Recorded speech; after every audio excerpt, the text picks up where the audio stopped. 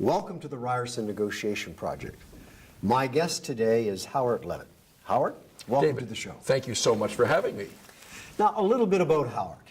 Howard Levitt is Canada's best known and most quoted authority on employment law. He is ranked on Martindale's as the #2 most viewed lawyer in the top 0.001% in the world. Howard writes a weekly column in the National Post. He hosts a weekly talk show on News Talk 1010 and is the author of Canada's leading dismissal textbook, The Law of Dismissal in Canada. 3 other texts, and is the editor-in-chief of the National Law Report, the Dismissal Employment Law Digest, which covers every dismissal and employment law case across Canada. The Law of Dismissal, an accompanying law report, is cited in more decisions across Canada than any other textbook. Howard has been the lead counsel in more employment law cases than any other lawyer in Canadian history. He is also the recipient of the Governor General's 1992 Medal for Service to Canada. His practice focus includes, but not limited to, wrongful dismissal, unjust dismissal, human rights, sexual harassment, general harassment, and breach of fiduciary duty. He's a graduate of the University of Toronto with a BA. He has a law degree from the University of Toronto and has been to Harvard Law School, where he has obtained programs in advanced negotiation program as well as other negotiation programs. Howard, that's quite a resume. Make me feel old, David, hearing it. So tell us, I mean, you're dealing with a whole variety of clients on the employment side, on the other side in terms of the employees. What sort of preparation do you undertake on both sides, if you're representing an employer or if you're representing an employee? Well, preparation, as you know, David, from your own practice, occurs at every step of the way. And what's important is to really hit the other side hard when they're least prepared. So when I really prepare is an examination for discovery, because everyone prepares for trial. You live and breathe trial, but until you reach trial, most people, their head really isn't in the game in a significant way. So I prepare for examination for discovery as if it's a trial. And just for the viewers, examination for discovery, let me tell you the steps of a case for everyone's benefit. An employee comes in, and that begins the preparation. And you begin to get a sense of the employee or employer. Are they legitimate? Are they acting in good faith? Are they too interpretive in the recollection? In other words, most people remember things to suit their own interest. It's cognitive dissonance in psychology, to suit the way that makes them feel good about themselves. And you've got to pierce through that, because otherwise you're going to get trapped with bad facts. Because you're always going to be misled a little bit, and sometimes a lot, in every case. So that's part of the preparation. The next step is preparing a statement of claim, which again, you want to get factually accurate. And you prepare by cross-examining your own client a lot, at least I do. The next step after that is mediation or discovery. Most lawyers these days skip discovery or have it only if mediation fails, and that's a terrible mistake. You would opt to go to discovery first. If it's a simple without cause discharge and there's really nothing at stake, sure, have mediation, because there's not really any issues between the parties, but I would opt to go to discovery first, and do opt to go to discovery first, because most of my cases are won based on admissions at discovery, when the other side isn't really ready. You give them a tough, vigorous cross-examination, spend lots of time with their client, make sure your client is there, because it's hard to lie to somebody when you're facing them. It's easier to lie if your client who knows the truth isn't in the room. So you're allowed to bring clients to examinations for discovery on either side, so I always do, and have since that was permitted a few years ago. Everyone doesn't. And then, well, I'm preparing a case right now for one of the big professional regulatory bodies, and there's an admission on almost every page of the 398 pages. because Now, tell us about the discovery for the viewing audience.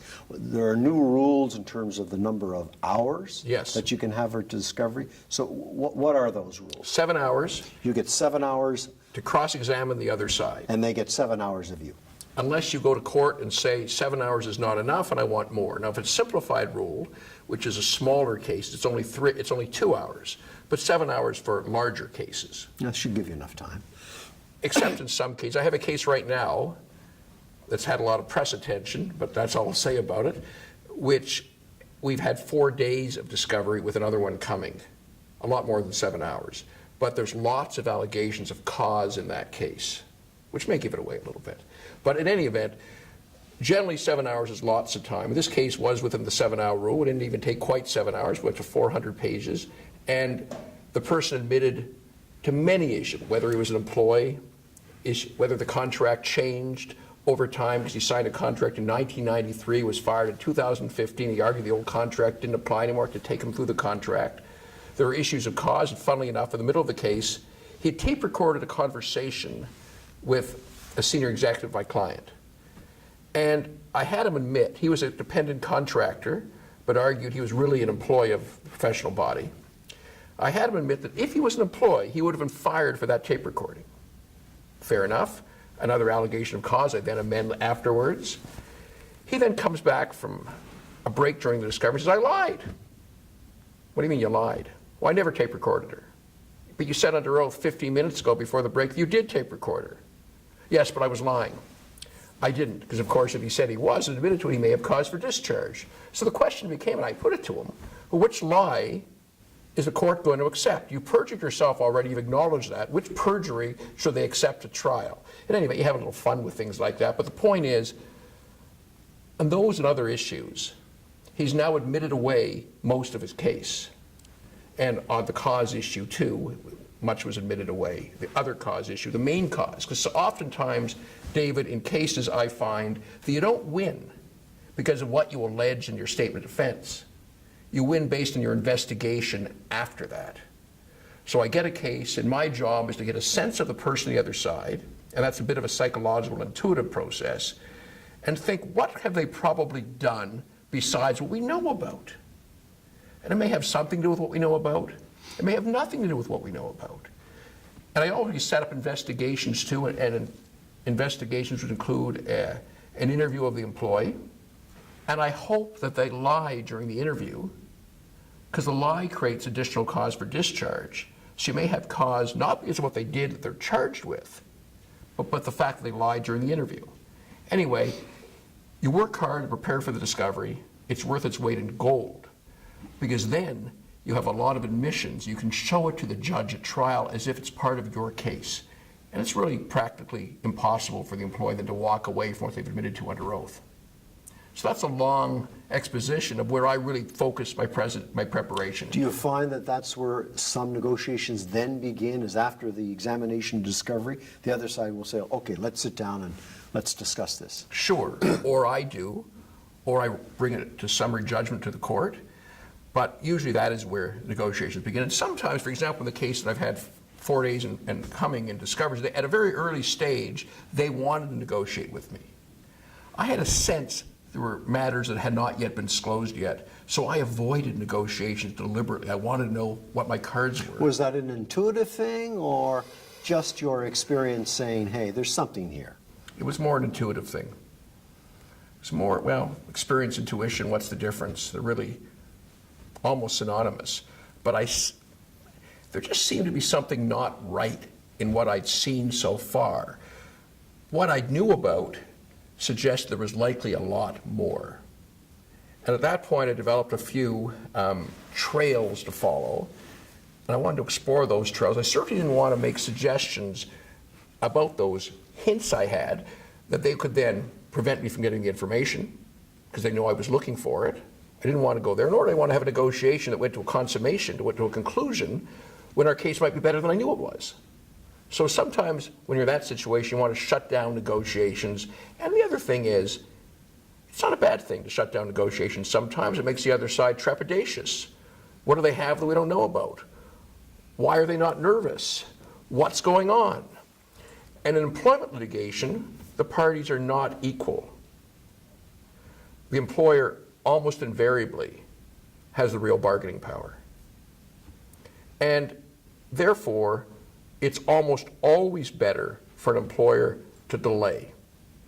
Because the longer you delay, the more the employee loses confidence, loses interest, finds other work, wants to put it behind them, doesn't want the skeleton of their closet that a published decision will represent, doesn't want their new employer to be uncomfortable. How do you deal with seasoned counsel when they pick up the phone and say, look, Howard, we've gone through an examination to discovery. You've got a number of omissions.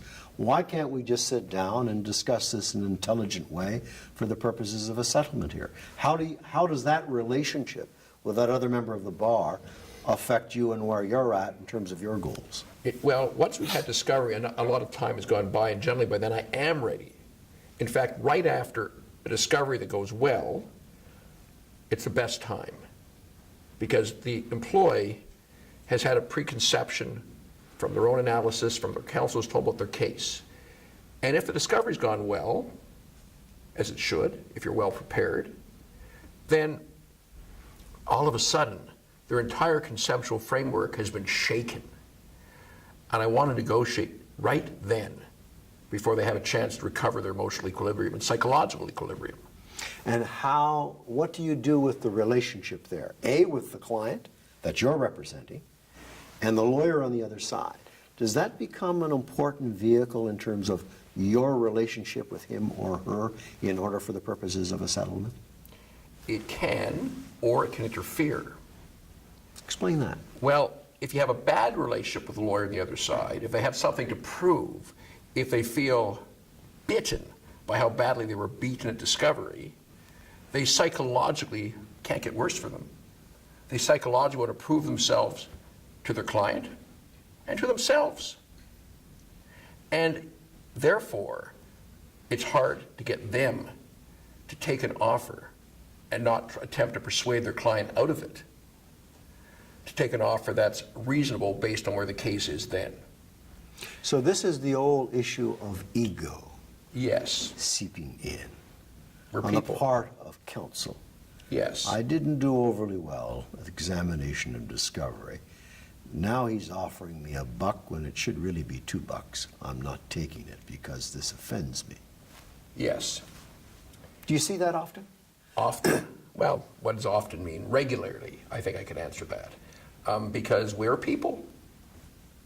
I'm a person, they're a person, and if relations between myself and them aren't great to begin with, that makes it even a little bit tougher for them to admit defeat. They could just put off defeat. That's easier than admitting defeat on the spot, because then something else may happen. They also, because I often generally act for employers, often and generally, they hope that my client might just decide to settle the case for a larger amount. Because a lot of companies in this country, large companies, which are the sort I usually represent, are more generous than most of my clients are, which may be why they choose me. And their experience with big companies is they do settle, and they don't fight cause to the end. So they hope on some level that quite apart from the merits of the case at that point, my client may just decide, we don't want to go through all of this aggravation, we don't want to have our people go to trial, we'll pay.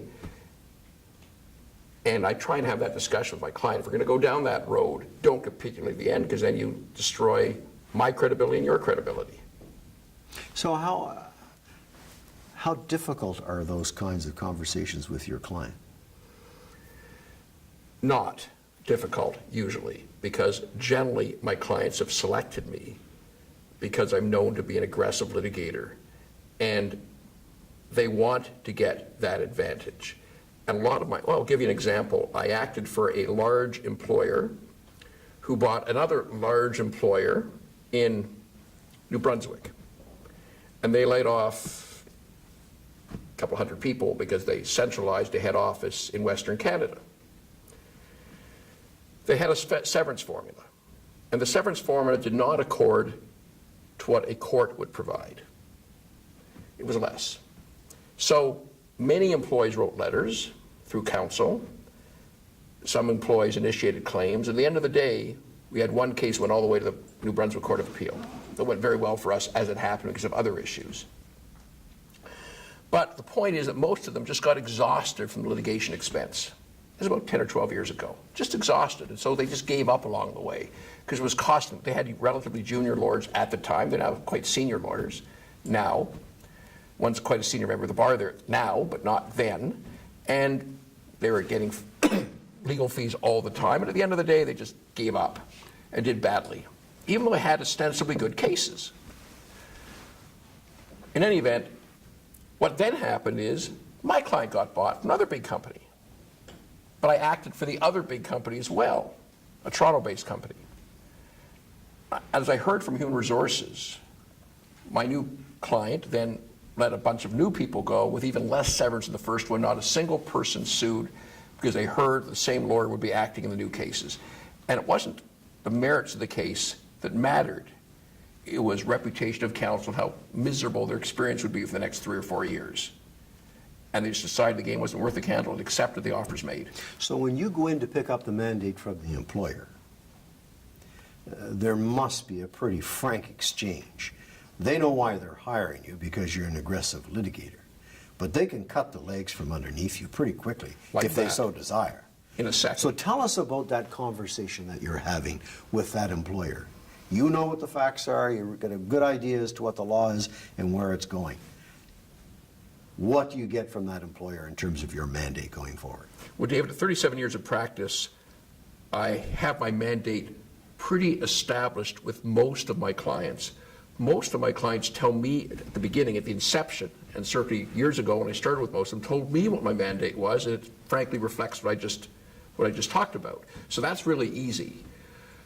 I had another one recently, and we had a falling out. So back to the mandate, now because of the 37 years of experience, the reputation and the success that you have, you're pretty well dictating to the client as to what the mandate is. Well, I tell them what I'm going to do, and I make sure they're comfortable with it.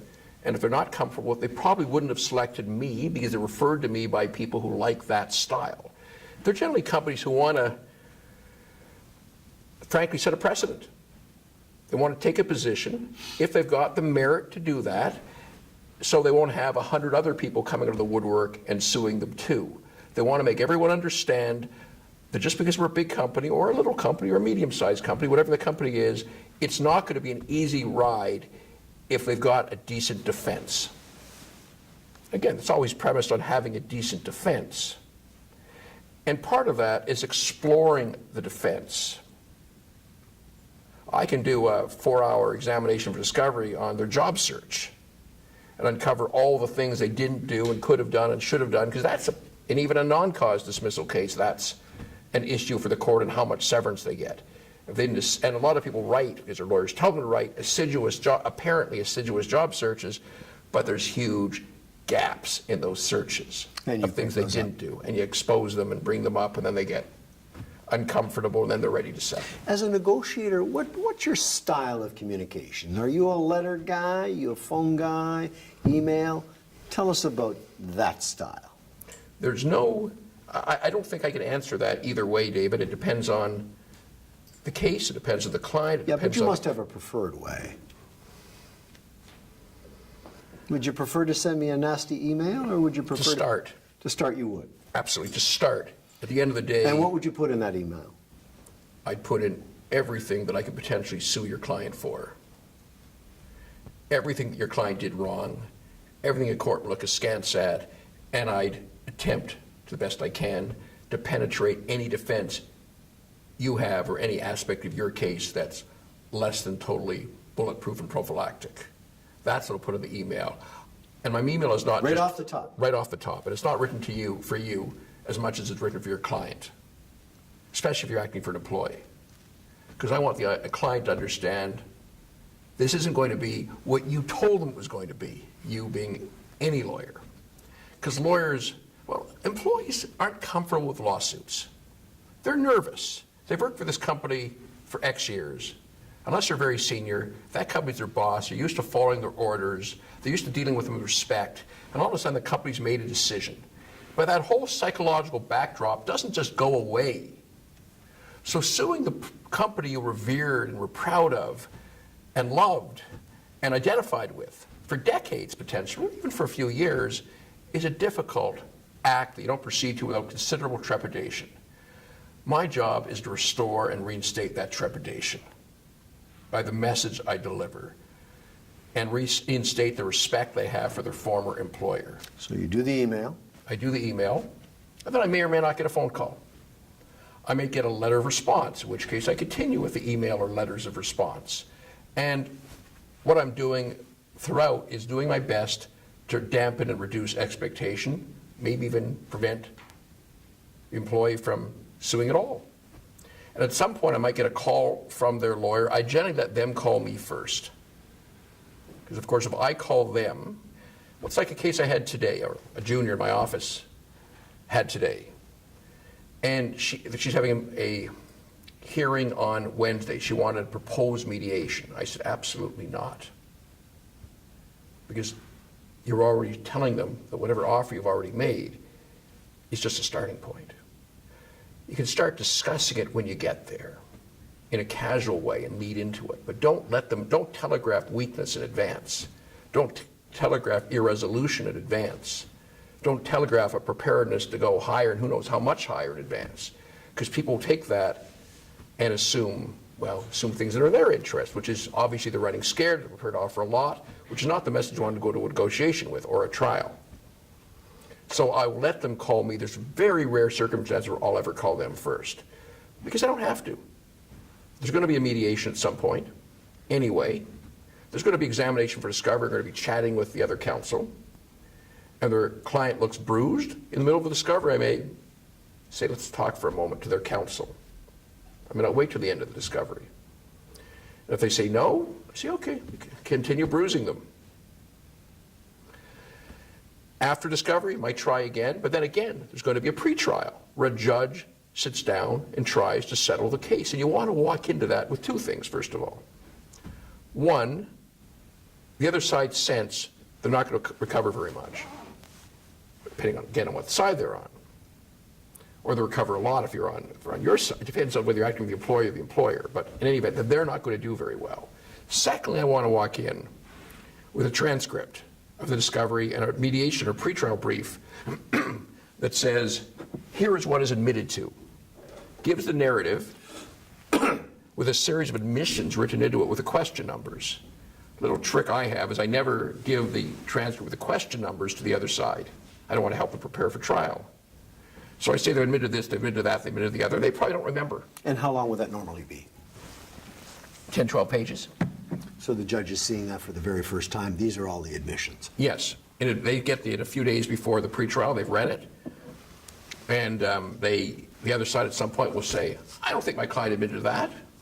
I then, of course, have it in front of me with the question number. I just flip to the page, read the admission, and say that again. I don't think he admitted to that. I flip to the page of the admission. They think I'm a genius. How could you must have memorized the So your page credibility transcript. in the eyes of the Other side. umpire. No, the judge knows because he has question numbers written in front of him usually. The other side doesn't know the judge does. So my credibility goes sky high with opposing counsel because of my obvious, perfect memory of this long, boring transcript. The judge, of course, is respectful because they see I've been able to get those admissions. So they'll invariably say, and assuming these are admissions of substance, and I wouldn't do it otherwise, Mrs. X, if your client is already admitted to this, I can't see how they can succeed. And of course, they'll say it in front of the client. And that's a great time to settle. And that's a form of negotiation too. And of course, pretrial, like mediation, is a negotiation where the judge speaks directly for the first time. It's not going to be the judge at trial, as you know, but it will be a different judge in the same superior court who will talk directly to the parties and try to talk them into settling the case. If it doesn't settle there, and it's a 2-week or longer trial, Justice Spiegel is assigned as a second pretrial for every one of those, and she's the best settlement judge in the system. So very few cases get past her to a trial. Very good, very good. Tell me a little bit about, if you don't mind, in terms of multi-party negotiations, where you have a variety of different players. Any protocols that you follow in your practice in terms of how best to represent your client in this mix of many others, whether it's the regulator, other client, other companies? Well, Dave, you have more sophisticated litigation than I do. I do employment and labor law, and there's seldom multi-parties. It's usually the union and the employer. Those are the only parties, of course, with the mediator or conciliator. Or you have a client suing an employer, or you have an employer who's being sued by a client. So multi-party negotiations seldom enter into it in my particular world. So I can't speak to that with the kind of authority that you yourself would have. What sort of ground rules do you have in terms of the setup of the negotiation? You're walking in, you know you have to negotiate. You've got the admissions. It's before the trial judge. He says to you, okay, I think you guys should go out and try to settle this. What are your ground rules then? Well, we don't want the judge to know anything that was discussed. And you may say, well, that's true anyway. Any settlement negotiations are without prejudice. It doesn't quite work that way anymore.